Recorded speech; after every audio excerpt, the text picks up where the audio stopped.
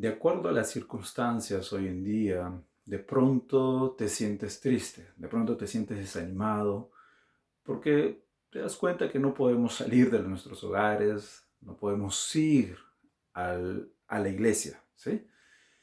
Y creo que hoy en día más que nunca es necesario, es bueno hacer una distinción, ya sea que para algunos la recordemos, ya sea que para algunos quizás aprendemos. ¿A qué me refiero? Me refiero al significado de la palabra iglesia. Esto no es un video para darte la información, seguramente ya la conoces, pero mi punto es más bien el siguiente. En Hechos 17 se nos dice que Dios no vive en templos hechos por manos humanas, ¿sí? Lo cual deja en claro que una iglesia somos nosotros, que Dios no vive en un templo o en un local. A veces cuando decimos vamos a la iglesia, no sé, de manera inconsciente le damos sentido a que la iglesia está en aquel lugar físico. Pero según las escrituras eso no es lo que quiere decir. En su significado original, la palabra iglesia quiere decir congregación o asamblea de Dios. Eso quiere decir que tú eres una iglesia, yo soy iglesia, somos iglesia y juntos hacemos la congregación, la asamblea de Dios.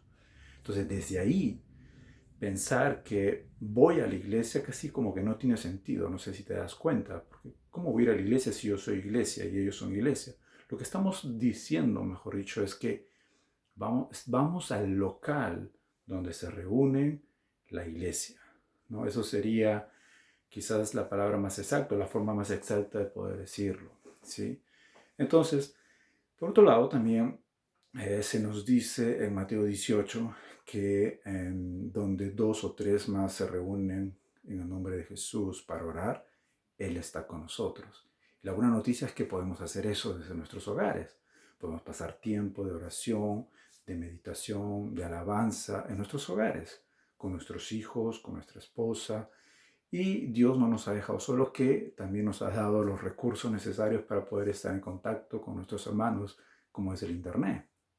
Entonces, no te desanimes si no puedes ir a la iglesia. Hoy más que nunca es necesario pensar en esta distinción. No se trata de voy a la iglesia, sino más bien ser iglesia. Ser iglesia a partir desde tu hogar. ¿Y cómo podemos ser iglesia? Bueno, hay muchas formas.